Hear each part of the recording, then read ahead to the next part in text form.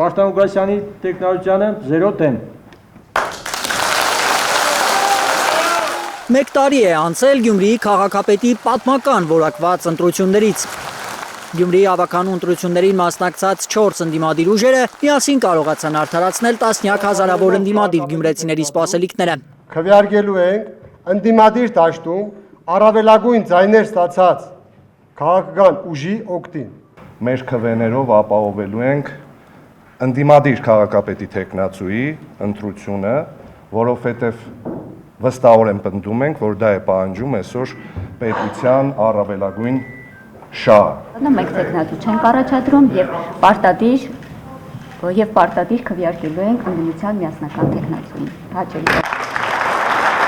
Ընդդիմադիր ուժերի այս մոտեցումը հաղթանակի հրաշալի օրինակ որակեց համահայաստանյան ընդդիմությունը։ Սա հրաշալի օրինակը Հայաստանի Հանրապետության համար։ Ոնց կարա միասնական ընդդիմությունը ջախջախի տապալի գետնի քաղաքացիական պայմանագիր կուսակցությանը։ ԿՊ-ի ջախջախումից մեկ տարի անց ինչ վիճակ է հանրապետության երկրորդ քաղաքում։ Թողնում եմ այդ ամեն ինչը մեր գյումրեցիների գնահատականին, որովհետև պոպուլիզմը եւ գեղեցիկ մտքեր շարադրել նախադասություն կազմելը 8 տարիների ընթացքում քայքայել է Հայաստանի Հանրապետությունը։ Գործն աշխատանքն է։ Վարդան Ղուկասյանի ձերբակալությունից հետո քաղաքապետին փոխարինող Ավետիս Առաքելյանը իրենց ուժի կատարած աշխատանքները թվարկելու համար այսպիսի հաստափոր թղթապանակով է հաշվետվություն ներկայացնում։ Հիմնական հիմքը վերցված է մեր նախընտրական խոստումներից եւ դրա հիման վրա շարունակում ենք եւ չենք շեղվում այդ ուղից, որը որտեղել է քաղաքապետ Վարդան Ղուկասյանը։ Նախընտրական 31 կետանոց խոստումներով բուկլետն է բացում Առաքելյանն ու թվարկում, ինչն են արել, ինչը դեռ չէ։ 31 կետանոց նախընտրական ծրագրից 21 կետը ի կատարելացվել։ Օրինակ, ապօրինի շինությունների օրինականացման խոստում էր տվել Վարդան Ղուկասյանն ընտրվելուց առաջ։ Ավետիս Առաքելյանը թվեր է հրապարակում։ 2024 թվականի ապրիլից մինչև 2025 թվականի ապրիլը ինքնական շինությունների օրինականացում սեփականության իրավունքի ճանաչմամբ 72-ն են եղել, 2025 թվականի ապրիլից մինչև 2026 թվականի ապրիլը 260-ը։ Այսինքն աշխատանքները կատարվել են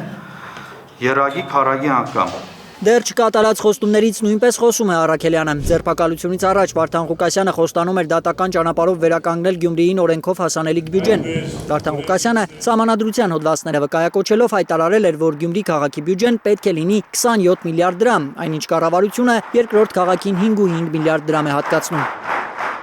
Շարունակելու ենք եւ դա ասված հասնենք դրան, որ կարողանանք մեր հասանելիք գումարը գյումրեցիների եւ Գյումրու քաղաքապետարանի հասանելիք գումարը կենտրոնական բյուջեից հետ բերենք քաղաքային բյուջե։ Չնայած գումարները հետ չեն բերել, բայց աշխատավարձի խնդիր չունեն քաղաքապետարանի ենթակայությամբ աշխատողները, վստահեցնում է Ավետիս Առաքելյանը։ Նա Հայաստանի համար աննախադեպ է անվանում այն տոկոսը, որով բարձրացվել են աշխատավարձերը Գյումրիում։ Վարդան Ղուկասյանը բազմիցս բարձրաձայնել է եւ իր նախընտրական ծրագրերի մեջ հստակ ամրագրված էր 50%-ի աշխատավարձերի բարձրացումը, որը պետք է կատարվեր 5 տարիների ընթացքում, բայց մի տարին չբոլորված այդ աշխատանքի բարձրացումը 56%-ով կատարվեց եւ այսօր Գյումրեցուն արժանի Գյումրու քաղաքապետարանի եւ ենթակառուցվածքների աշխատակիցները աշխատավարձ են ստանում։ Լրագրողների գյումրեցիների համար ներկայացված այս հաշվետվությունից բացի Գյումրիի անցուդարձի մասին անընդհատ տեղյակ են պահում քաղաքապետ Ղուկասյանին, վստահեցնում են փոխքաղաքապետերը։ Գագիկ Մանուկյանի խոսքով արդեն 6 ամիս ազատությունից զրկված Գյումրիի քաղաքապետը ոչ մի զրույցի ընթացքում քաղաքի խնդիրները աչքաթող չի անում։ Անընդհատ ուշադրության կենտրոնում կանգնեց, թեկուզ աջակցակի մենք չենք խոսում, բայց ամեն խոսուտի ժամանակ, հեռախոսազանգի ժամանակ կարողանում է այն հարցերը տալ, որը ի նպաստ մեր քաղաքի ժողովրդի։ Մարտի սկզբին է դատարանը 2 ամսով երկարաձգել Գյումրիի քաղաքապետի կալանքի ժամկետը։ Երկուշաբթի կրկին շարունակվելու է գործով վկաների հարցաքննությունը։ Ղուկասյանի փաստաբանների խոսքով, մինչ այս պահը հարցաքննված բոլոր վկաները դատարանում հերքել են, որ Վարդան Ղուկասյանը երբևէ դիմել է իրենց հողերի օտարման կամ կաշառքի հետ կապված հարցերով։ Հաջողություն ձեզ։